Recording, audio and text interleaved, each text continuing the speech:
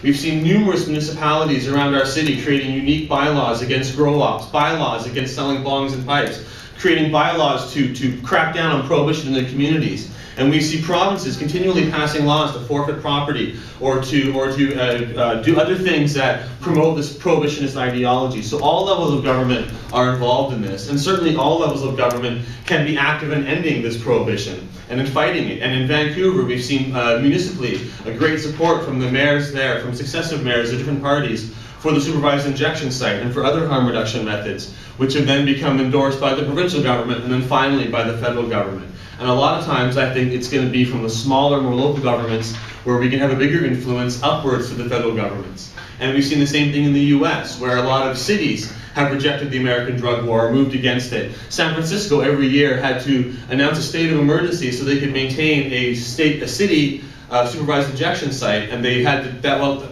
calling it a health emergency allowed them to temporarily bypass some federal laws. And they've been doing this every year for many years now.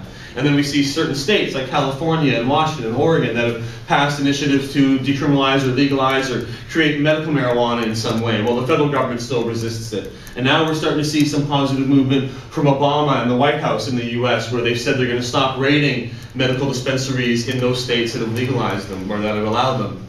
And so we see it moves up from different levels of government upwards, and all levels of government are involved. And so as an NDP member, I've traveled to NDP conventions in different provinces and tried to build alliances and networks and tried to pass resolutions and create party policy. Because every party, every political party in Canada, they're all structured very similarly. You pay a certain fee to become a member. In the NDP, that could be because we try to have all levels of income involved. You can pay a small token amount to be a member if you want, but I think it's like $10 normally for a year's membership in the party. And the Liberals and the Conservatives and the Green parties have a similar structure. You pay a small fee each year, and that allows you to become a member of the party. And these parties, although they have different hierarchical structures and ways of governing themselves, the ultimate governing party, the ultimate governing structure of any party is the party convention, which is the grassroots members of the party coming together in a big meeting and voting on stuff that they believe in and creating what that party is. And ultimately everything within every party is created at these conventions. And so groups send delegates or people go there in different ways, but they all follow a fairly similar set of rules and structure around how each party is created. And I've learned a lot. I've gone to over a dozen NDP conventions now, which puts me, maybe Jack Layton in the top. You know, he's one of the few faces I see at every convention I go to. But we've managed to rewrite the drug policy for the NDP in British Columbia, Saskatchewan, Manitoba, and Ontario. Now, we've done this by bringing forward our resolutions at local groups, getting people to come to these meetings, and really it's acting as a catalyst, especially within the NDP. There's nobody in the party that I've met who has anything bad to say about ending prohibition or about ending the drug war, about the work that we do. The debate within the NDP is between decriminalization, and it's not really a very important issue, and legalization, and we should make it a higher priority issue. That's the range of opinion within the NDP that I've found, is that, yeah, you're right, but it's going to hurt our relationship with the Americans, or it's not a high priority, or it's not going to get us votes, but nobody's ever said to me that we're a bad group for doing what we're doing and that we're wrong in any way. So that's something we can work with in terms of getting the priorities changed or helping them to understand that this is an issue that can get votes. So by going to these conventions and meeting people and building grassroots support, it's definitely part of the equation, but it's still also been a very frustrating process sometimes, because I find that a lot of politicians don't know how to argue this issue. They don't know what to say when they're asked the hard questions, and so they revert to the easy answers that everyone else is saying. They herd together a little group, more police, more jails, whatever, and even if they give lip service to ending prohibition, they tend not to want to really have that debate or make that a big issue. And so it had very frustrating times. We were in Saskatchewan, where the NDP at the time was the governing provincial party. And we brought forward a resolution calling for the provincial government to pledge to try to end prohibition of marijuana provincially and to call for the federal government to end marijuana prohibition federally.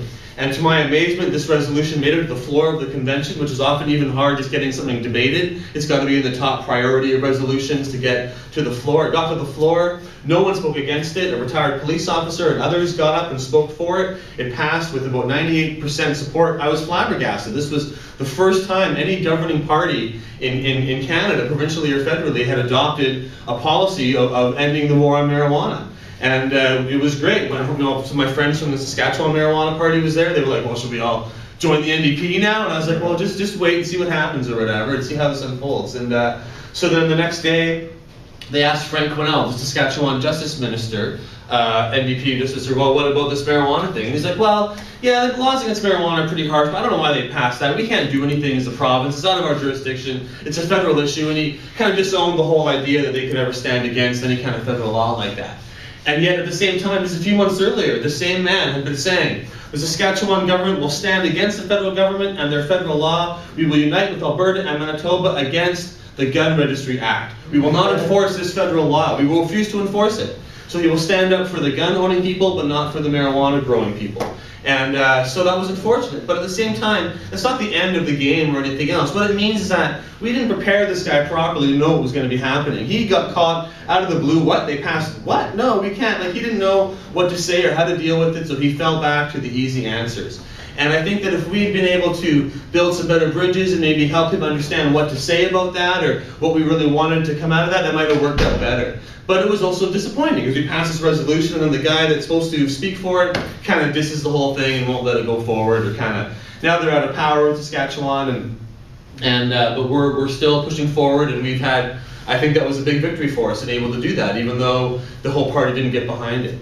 And you'll find that every political party is made up of different factions of people with overlapping ideas. And there's people in every party that want to legalize marijuana. There's plenty of conservatives who see themselves as libertarian, small government people who believe in ending the war on drugs very passionately. And many of the most conservative institutions in Canada, the Fraser Institute, which is the right-wing think tank, very right-wing, hated by many on the left, and yet it's one of the few issues that the NDP and the Fraser Institute agree on, is that the war on drugs is a failure and we need to legalize it and change our policies. And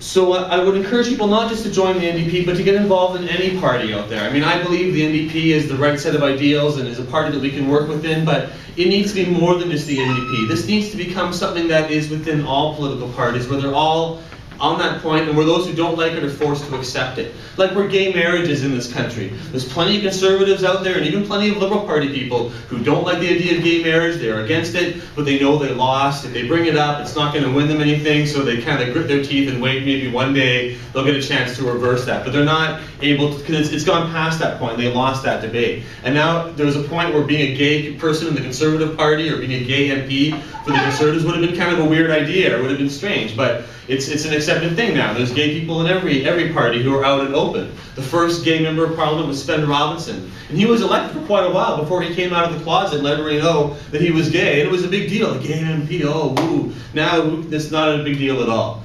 And so for me, I was one of the first open marijuana using and drug using or herb using candidates for a major political party, running for the NDP in the last federal election.